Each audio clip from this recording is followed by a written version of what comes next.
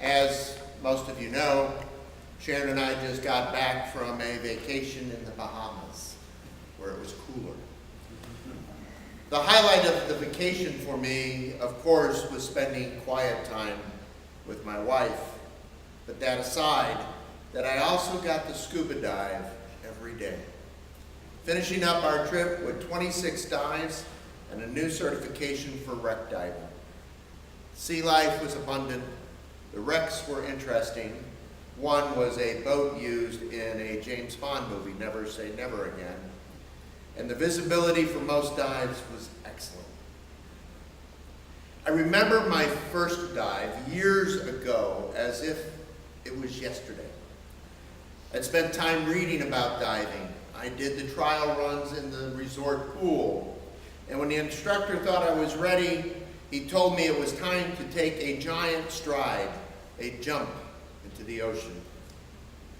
Now, in case you wonder, Sharon was there, as she always has been, right there at my side, giving it a try also.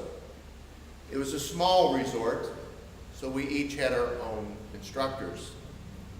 And as I stood at the back of the boat, I looked down and I thought at myself, what am I doing? The ocean is not a swimming pool, and there are things out there that look at me as a potential entree. Yet when I jumped in, I did so boldly. But my BCD, or my diving vest, was filled with air so that I wouldn't sink. So I bobbed right back up to the top and began floating on the surface. And the instructor wanted us to take our regulator, the mouthpiece, out, and I didn't want to, because I felt if I took it out of my mouth, I would begin to drink the ocean dry. But after we went through some surface drills, the same ones we did in the pool, my confidence began to build. That is until we began to descend. The deeper I went, the higher my anxiety rose, and I felt at one point like I was about to explode. The instructor looked at me and signaled for me to look at him. To take a couple of deep breaths, and then to clear my ears. And we slowly began to settle.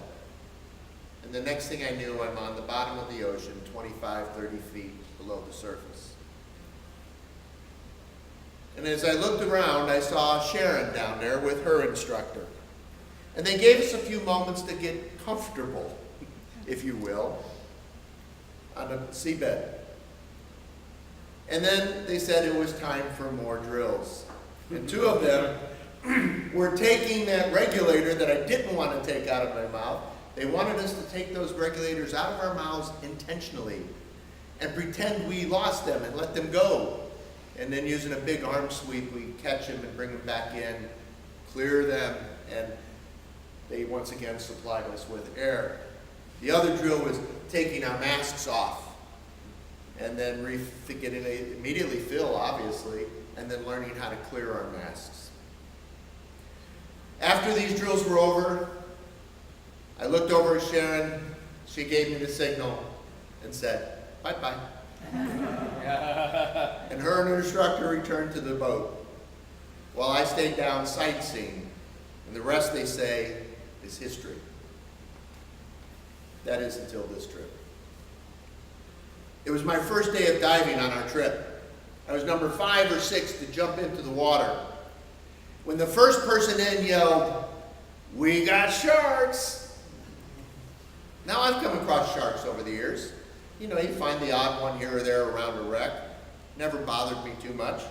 But to jump into an area where there were sharks, plural, some of that first dive anxiety started to come back. But after taking a slow, deep breath, I took a giant step in. And when I looked down, there were 3 in the exact same area the dive master had said we were going. As we began our descent, all I could think about was how big and tasty I must look compared to all those skinny people I was diving with. Well, needless to say, we left them alone, and they left us alone on that dive.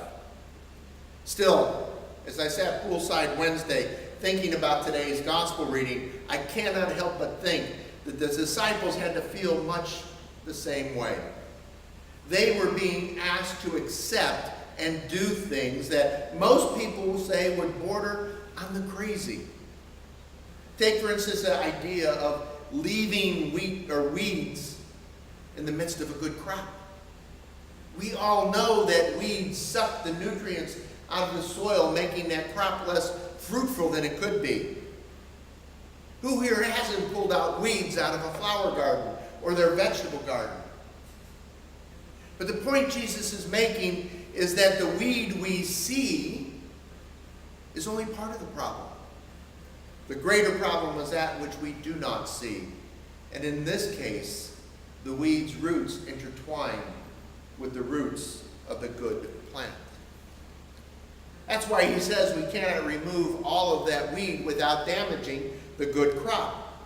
And why we must have faith that when it comes time for the harvest of the fields, the good crop can and will be separated from the bad. Now, you might be wondering, what does weed management have to do with scuba diving? Or am I just trying to mesh two things together? The answer? Faith.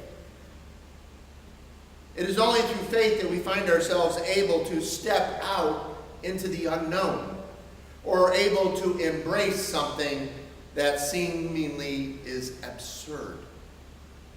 Gardening, like diving, is not for everyone. Not because of any lack of faith. A lack of faith would mean we'd never try.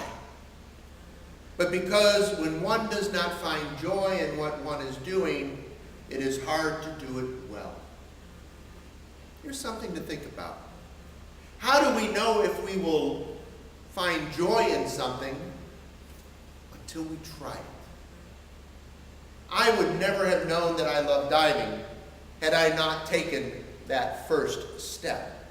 And Sharon would never have known that she did not like diving had she not done likewise. Life in community is much the same. Jesus asks us to set aside our fears and our preconceived ideas to do and accept things we think we cannot. Fear is one reason people say, I can't serve, or I can't pledge, or I can't participate. Faith helps us overcome our fears. And when we step out in faith, even if it's not a giant stride, but a very small step, we often find that we are surprised at how little there really was to fear. But what about those who take that step of faith and realize that the step they took is not one they were ready for or they thought they could handle? Well, like Sharon, you take a step back. And then you step out in a different direction. That's the advice Lori Stevens and I give our senior high youth as they try to discover their place in the life of a worshiping community. To help them overcome their fear of being overextended, we suggest they find something they can do for just 1 hour a month before ever trying to do something 1 hour a week, let alone a day. And that something should be something they enjoy. But they cannot know what they will enjoy doing until they try it.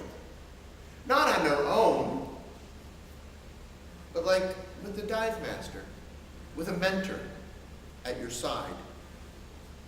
Likewise, we don't know if we can make a pledge to support the ministry we share unless we try.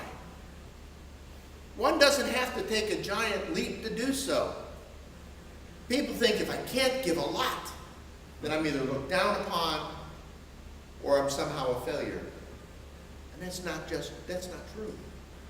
In fact, if we follow the advice that we give to our youth, we give what we can and trust that when combined with the blessings and offerings others give, it will be enough. Over time, taking small, intentional steps we may learn how we can do more and give more than we ever thought possible. That's true when it comes to participating in the life of a community too, whether it be through our worship or through our fellowship. Start where we are and where we can. Then, taking one step after another, see what is possible and where we find joy in building and deepening our relationships with God and one another. In today's gospel, Jesus doesn't say to those listening that they are to sit back and wait and see what happens at the harvest. They are to care for that crop until the harvest. In doing so, he tells the crowds and his disciples to keep taking steps of faith so that the anticipated joy might one day be known. Like the dive master who was there on my first dive, Jesus promises to be right there with us to help us overcome our fears and of that which we cannot see, and to then guide us safely back to a time and place where joy and God's grace are revealed. Amen.